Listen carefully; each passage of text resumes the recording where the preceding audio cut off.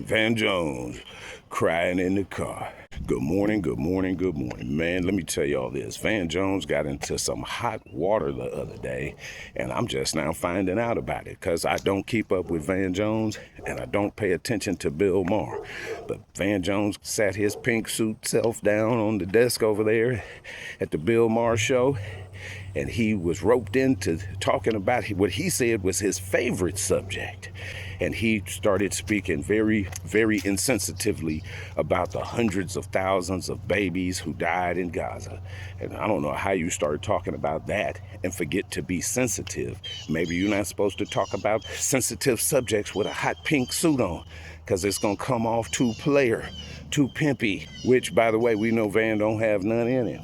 Imagine a pimp that cried, you didn't have all my money.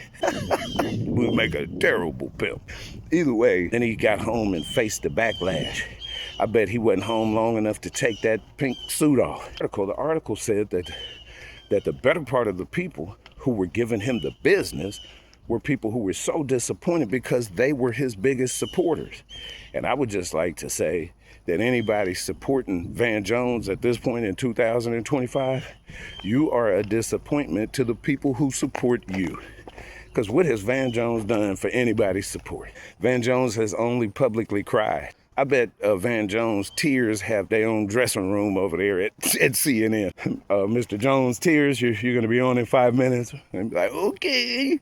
Van Jones cries so much that when they write about it, it's like one of them books you read in elementary school. Stop doing that, he cried.